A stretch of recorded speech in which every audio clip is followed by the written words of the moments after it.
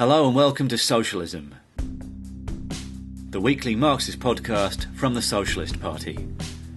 How did Engels explain the scientific approach to socialism? Today there are socialists who argue that rational arguments, or moral appeals, or new technologies, or localised socialistic community projects can defeat capitalism. These ideas are not new. Unfortunately, they have all been disproven in theory and practice. These well-meaning approaches express the yearning of billions for fundamental social change, but they are utopian. They do not take a scientific approach to examining how society works, and therefore what is needed to change it. Friedrich Engels came up against similar misleading ideas. His 1877 work, Anti-Dühring, explained why scientific socialism, the original name for Marxism, showed the real way forward. In 1880, Engels reworked key chapters to produce his brilliant explanatory pamphlet, Socialism, Utopian and Scientific. How did early socialist ideas evolve? What is dialectics, the science of change, and how did Marxism put it onto the materialist basis of the physical sciences? And how does this approach apply to understanding the development of capitalism and the struggle for socialism? This episode of Socialism, part of a short series on Engels, is a rerun of one of our most popular episodes from 2019, Socialism, Utopian and Scientific.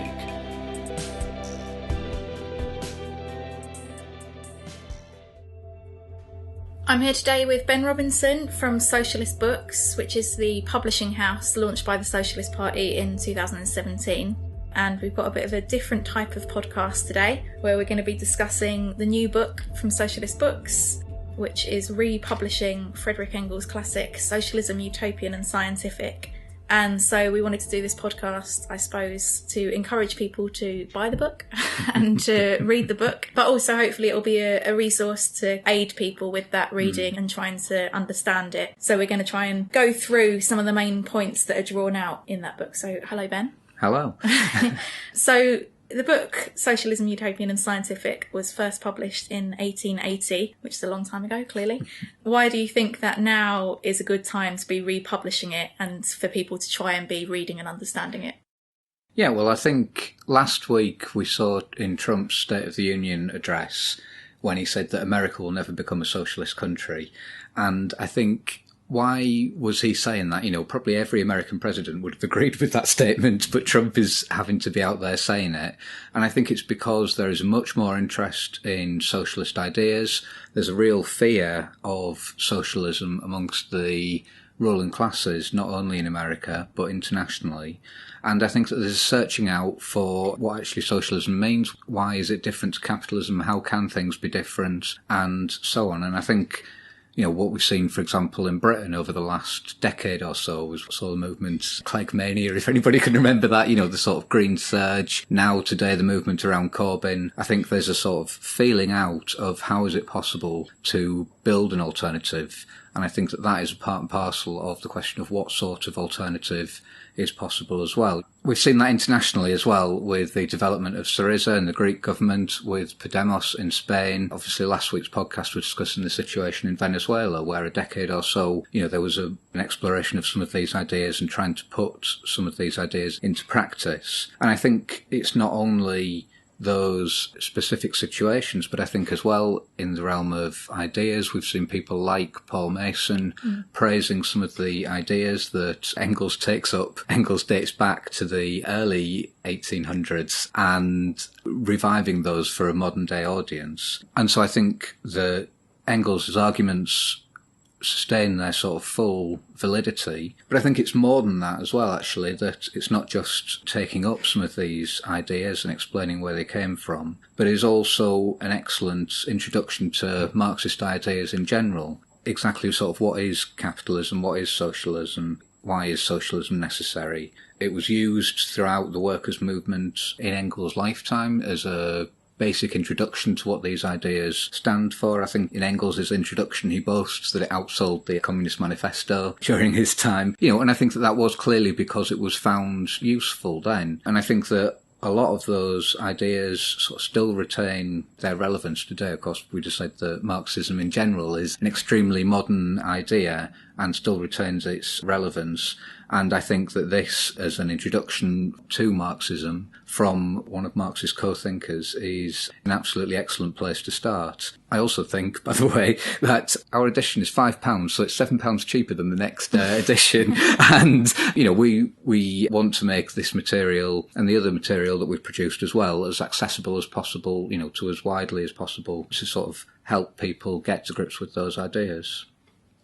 Okay, so Engels talks about how, like every new theory needs to really, modern socialism had to first connect itself with the current ideas of the day. And he discusses the three great utopian socialists of Robert Owen, Saint-Simon and Fourier. So can you explain a bit who they were and why they were so significant at the time? Yeah, definitely. Well, I think these are the utopian socialists that are referred to in the title, if you like. And I think they were all active and alive in sort of analysing the movements that were taking place during their lifetimes. So Saint-Simon, apologies for our French listeners, Saint-Simon was the first really to draw out what the actual class balance of forces was in the French Revolution. It was not only just the great mass against the elites, which of course it was, but it was actually the capitalist class, the bourgeois, who put themselves at the head of it, and that the developing working class throughout that revolution as well, you know, and to draw out some of those distinctions. I think it's also interesting that in his experience of the French Revolution, he drew the analysis that the working class cannot take power, is not capable, and instead there should be a unification, if you like, of science and industry. And I think, again, this technocratic argument almost is something that is quite often repeated, you know, in the realms of some of the ideas about how Silicon Valley, etc., can change the world, that we just need to get rid of all politicians and that we just need to rely on scientists and industry and technology to be able to develop things. But I think as well that Fourier was the first really to draw, if you like, to sort of expand that analysis from not just sort of looking at the French Revolution and looking at the sort of current events, but looking at how capitalism was developing from previous sort of distinct stages of history and of class society, and of also, you know, providing some quite sharp analysis of what the present conditions are. For example, I mean, one of the phrases that Engels quotes from him in Socialism, Utopian and Scientific is this idea that poverty is born from superabundance. And, you know, you look around the world today where, I mean, we're sat here in London, you know, they're building huge tower blocks with luxury fittings wherever they are, and yet we're having a homeless crisis. And I think that's true not only in housing, but in all sorts of realms internationally as well. And Robert Owen was a capitalist, was a manufacturer. He worked his way up and developed. He's particularly sort of associated with the mill in Lanarkshire in Scotland. Again, apologies to our Scottish listeners.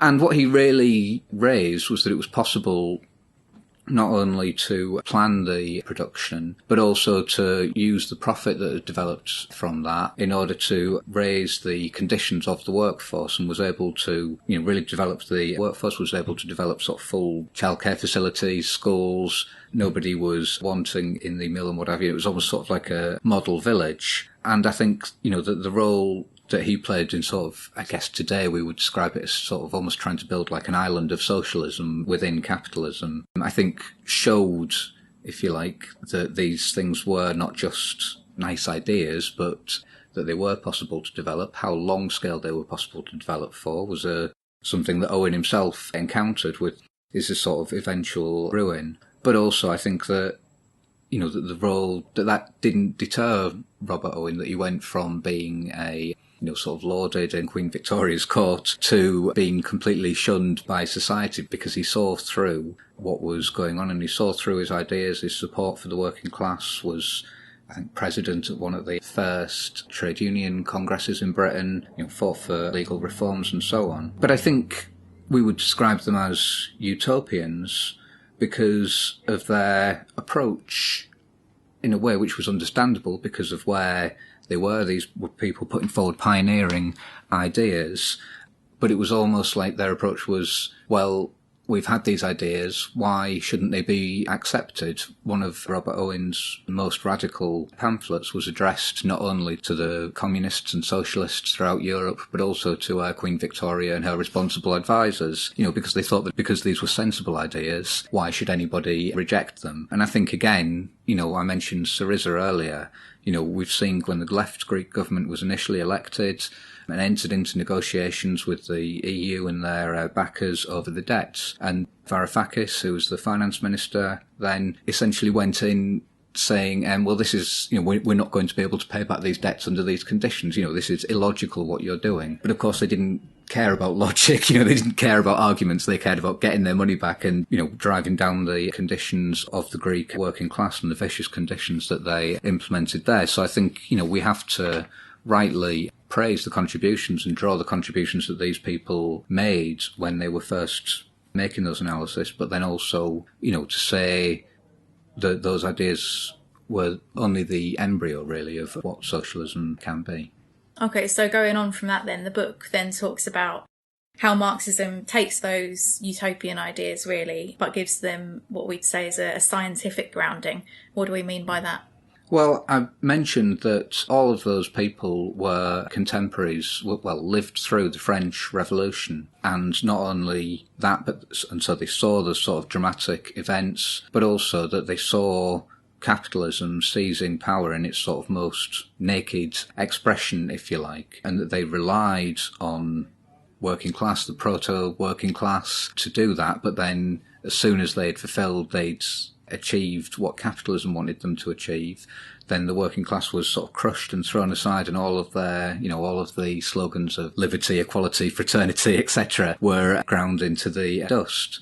And I think that the French Revolution, the movements, the turbulent times that they lived through, showed all these contradictions that exist within society and have been developed to a much greater extent today. And these events were the impulse to the development of these ideas, rather than it just being that any of those utopian socialists were very intelligent people, which I'm not disputing, but that it was actually because of the conditions that they lived through, that material conditions determine consciousness. So I think it's no coincidence that, for example, two of the greatest scientists, Newton and Einstein, were both accused during their lifetime of plagiarism, because those ideas were a product, their theories were a product of the conditions that they were going through and were a reflection of the state of the development of those sciences. Marx and Engels were the contemporaries of Darwin, of the big developments of chemistry and physics that happened in the 19th century, and which were really being driven by the development of the productive forces. And I think all of those different sides of the development of materialist thinking, of the steps forward that science took, is also a part and parcel of why Marxism developed and why sort of scientific socialism, as Engels refers to it in the pamphlet, developed. In all of those instances, they sort of built on the positive content of what had come before. They explained where that content had come from, but also drew them out to the much fuller extent alongside the development of the material conditions of the productive forces, and really demonstrated and set out the way that things could develop in the future.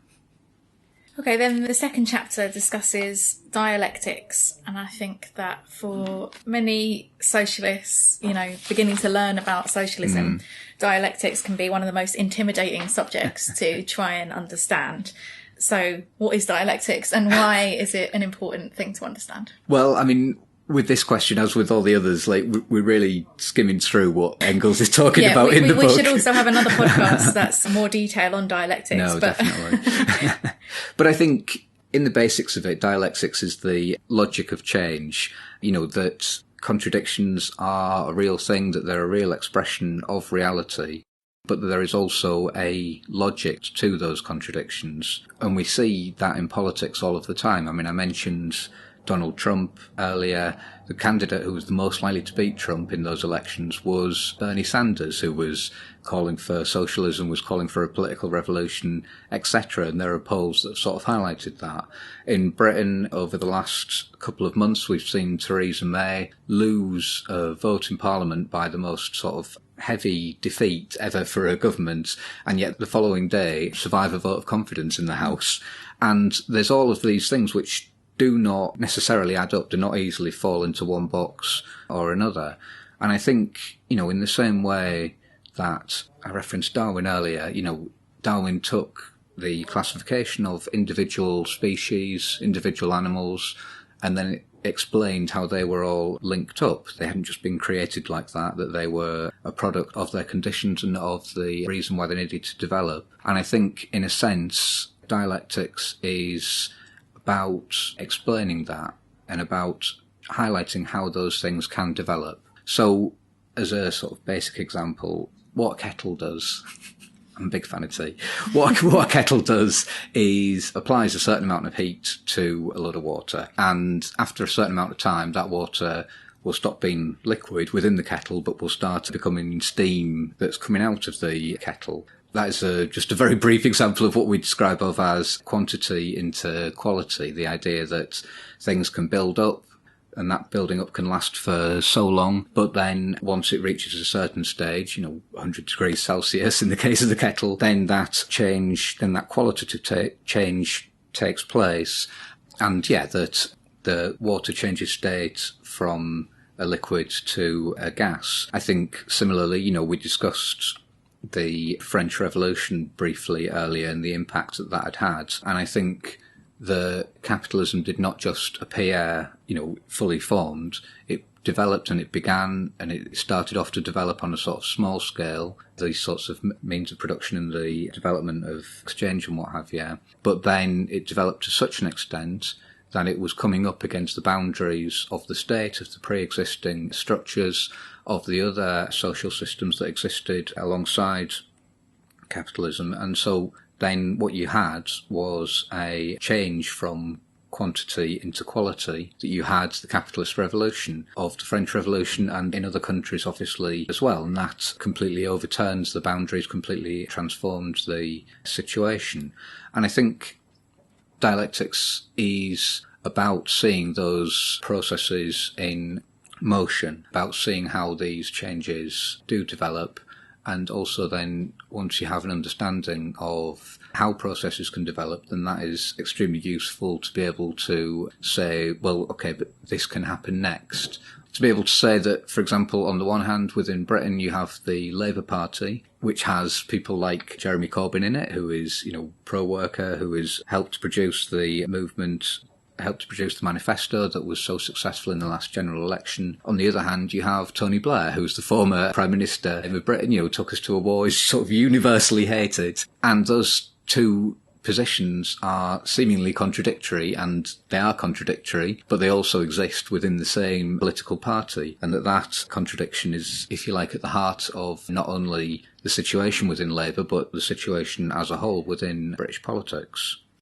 Okay, then in the third part of the book, Engels kind of brings together all the ideas that we've discussed and outlines what are the key ideas of Marxism. So why does he argue that capitalism is unsustainable? So capitalism is a economic, a social and political system. And Engels makes the point, really, that what capitalism did, what its historically progressive role was, if you like, compared to previous systems, was that it hugely developed the means of production, that it took a situation where production was largely an individual exercise, that you would have one farmer or a small group of farmers or whatever, you're working together, developing their own tools, maybe getting them from a local blacksmith or what have you, to a more collective production, the beginnings of the developments of workshops, of factories, and so on. And so those big developments in the means of production, which were based on increases in science, based on previous developments and increases, is what is the driving factor within capitalist society at large. And I think, just as a sort of side note, it's incredible that Engels and Marx were raising these, 150 years ago. When you look at the situation now where we have individuals like Elon Musk and Richard Branson, literally with the ability to organise sending people to space for profit.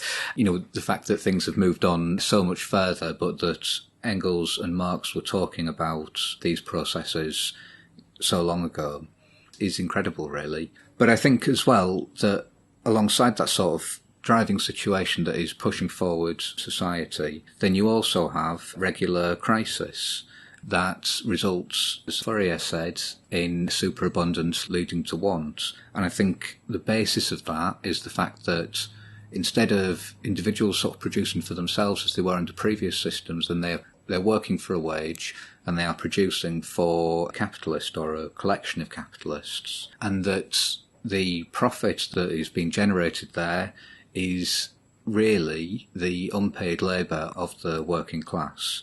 And what that means is that workers cannot buy back the products of their own labour, can't buy it back, so then that limitation of capitalism needing to sell in order to continue to produce is a crisis which constantly rears its head. But I think as well that crises have been a factor in capitalism, since its dawn. That contradiction has been a key factor, but that doesn't mean, obviously, that capitalism just ended with one big crisis.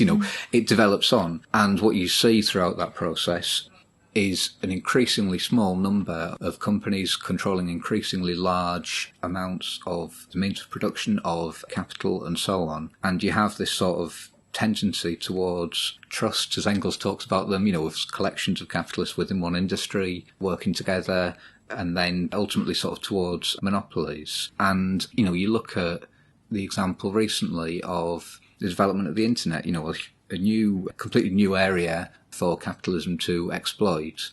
And yet in the sort of last 25, 30 years, you can already see huge domination of companies like Amazon, like Google, like Facebook, and have come from nowhere really to become some of the biggest companies in the world and in effect unchallengeable. But I think sort of within those individual capitalists, within those individual companies, there is constant race, a constant competition between themselves over who can extract the most surplus value, which means who can really develop the most efficient means of production. And that sort of constant race advances society as a whole, advances capitalism, but then also makes sure that these crises are deeper and sort of more thoroughgoing and more severe and drag down more and more people around the world. And I think that what Engels highlights really is that what capitalism has done fundamentally is that the process of production has been taken from on an individual level to a social level, that production is socialised, but that we still have the means of consumption that are hangovers from previous societies, that it's on an individual basis. And that contradiction really is at the heart of why capitalism does have limits, even on how far it itself can develop new technologies, can develop the means of production, can develop society as a whole. And so we see a sort of partial recognition of that in the fact that every so often, for means entirely necessary to capitalism, that you can see nationalisation, that you can see the taking over of industries, of companies by not an individual capitalist, but by the representative of capitalism as a whole, which is within a state, which is the nation state. And so, for example, we saw that in the 2008 crisis with the nationalisation of a large chunk of the banks. But also, if you're looking, especially from a British point of view, if you look at previous services which have been nationalised, such as the health service, then that was nationalised in order to defend the interests of capitalism, in order to sort of stave off the threat of the working class going much further.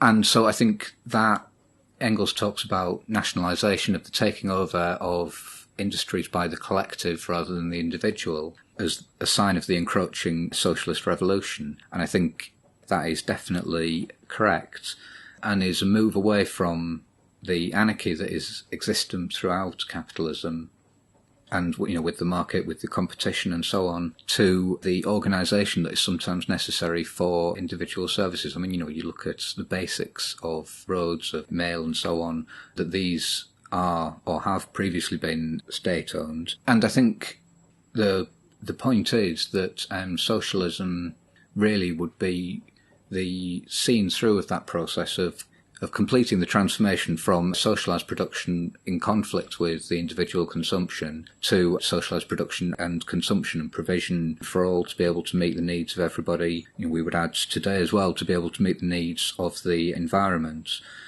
Engels makes the point that that central task can only be carried out by the working class, by the proletarians, as he refers to them in Socialism, Utopian and Scientific, because of their role both in the workplace, in the socialised means of production, but also because they face the consequences of the crisis the hardest, the sort of experience of these struggles, but also the experience of collective struggle in the workplace, and that the working class has the most to gain from this transformation, from meeting everybody's needs. Jeff Bezos is not interested in sorting out world poverty or is in looking after the majority of the population, that it is us who suffer, but also us that can develop society in a much more planned basis to meet the needs of people sort of around the world. And I think that is, in essence, what Engels is talking about. Obviously, we saw 50 years after this pamphlet was produced, we saw the Russian Revolution, we saw the working class take power, and a bit of a beginning of the glimpse of what is possible there. We do have other titles which develop those ideas more and look at the experience of the Russian Revolution, and I'm sure that there'll be other podcasts as well from the Socialist Party which discuss these as well. But I think, really today we've sort of given a brief outline of what is in Socialism, Utopian and Scientific. I think it's a very short book, but it's also very rich with ideas. These have been the main themes, but there's lots of things that have sort of developed more throughout the course of the book. And alongside doing this podcast, we'll be producing some question and answers for discussion groups to look at and for them to use. We're also offering a reading group discount if people are buying 5 or more copies. And, we want these ideas not just to be thought about, but to be discussed and to be used in the fight for socialism. Absolutely. Thanks very much, Ben. Socialism is produced by the Socialist Party, the England and Wales section of the Committee for a Workers' International. Today we heard from Ben Robinson, I'm James Ivans, and this rerun, first aired on the 12th of February 2019, was edited by Nick Hart. You can find further reading in the notes in your podcast app and at socialistparty.org.uk/podcast. If you want to get in touch, email socialismpodcast@socialistparty.org.uk. Do you agree with the policies and actions the Socialist Party is fighting for? We need you. Send us your details at socialistparty.org.uk/join. If you live outside England and Wales and want to join the fight for socialism in your country, contact the Committee for a Workers' International by visiting socialistworld.net. Socialism the podcast has no wealthy backers. We rely only on funding from the working class, which maintains our political independence. So help us take the fight to big business. You can make a regular donation or a one-off payment at socialistparty.org.uk/donate. Till next time, solidarity.